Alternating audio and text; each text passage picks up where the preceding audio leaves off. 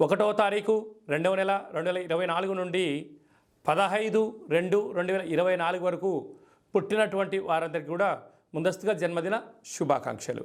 గతంలో వివాహం చేసుకున్న వారికి వివాహ వార్షికోత్సవ శుభాకాంక్షలు. ద్వాదశ రాశుల్లో గ్రహ గమనాన్ని ఒకసారి వీక్షింపచేద్దాం. కుంభరాశి వారు మాఘ పంచమి సందర్భంగా అమ్మవారి యొక్క ఆశీస్సులు ఎలా పొందాలో ఈ వీడియోలో సవివరంగా సంపూర్ణంగా తెలుసుకుందాం.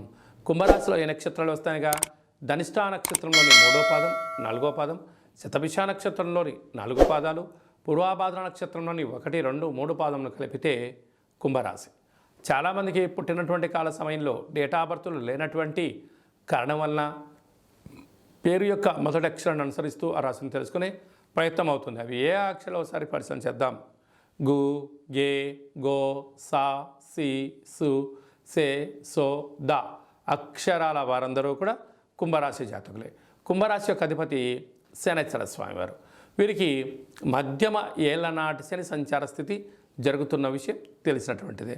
కనుక అమ్మవారికి తెలుపు రంగుతో కూడుకున్నటువంటి పాలతో పాయసం, చక్కెర పొంగలి, తెల్ల నువ్వులతో కూడుకున్నటువంటి పదార్థాలను, సున్నుండలని ఏర్పాటు చేయడము, తెలుపు గాజులు, తెలుపు పుష్పాలతో అర్చన చేయడం వలన శని యొక్క తీవ్రత తగ్గి జ్ఞానం కలిగి విద్యలో, ఉద్యోగంలో, వ్యాపారంలో తిరుగులేని రారాజులు వీళ్ళు అవుతారని చెప్పి గమనించాలి.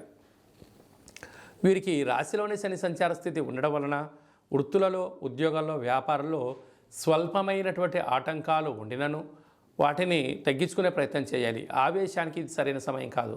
మీ జన్మ నక్షత్రం రోజున మంగళ, శనివారాలు, అష్టమి తిథి ఎందున కొత్త పనులకు శ్రీకారం చుట్టకపోవడం యోగదాయకమని చెప్పి గమనించాలి. ధనావాకు కుటుంబ స్థానంలో రాహు సంచారం చేయడం వలన దయచేసి బంధువులు కదా, మిత్రులు కదా, స్నేహితులు కదా అని చెప్పి అప్పులు ఇచ్చారా తిరిగి రావు.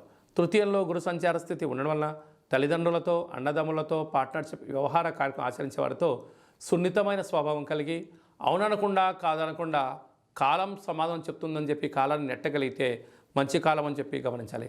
అష్టమంలో కేతు సంచార స్థితి ఉండడం వలన చిన్న చిన్న విషయాలకు ఆందోళన, నిద్రలేని రాత్రులు గడపడం, ప్రతిదాన్ని ఎక్కువగా ఊహించుకోవడం, ఓవర్ కాన్ఫిడెన్షియల్గా ప్రయాణం చేయడం అనేది ఆరోగ్యానికి సమయం వృధా అవుతుందని చెప్పి గమనించాలి.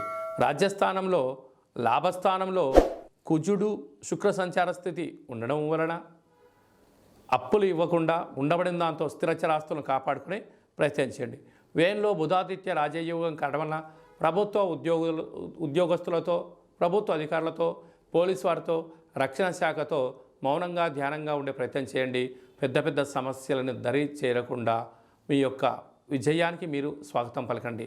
స్వయం వృత్తులు, సేవా రంగాలు, సాఫ్ట్వేర్లు, యూట్యూబ్, వాట్సాప్, ఫేస్బుక్లు నడిపేటువంటి వాళ్ళు, స్వయం వృత్తులు, గృహ భవన నిర్మాణ కార్యక్రమం చేసేవారు, వ్యవసాయ సోదరి మండలకు మంచి కాలమే అని చెప్పి గమనించాలి.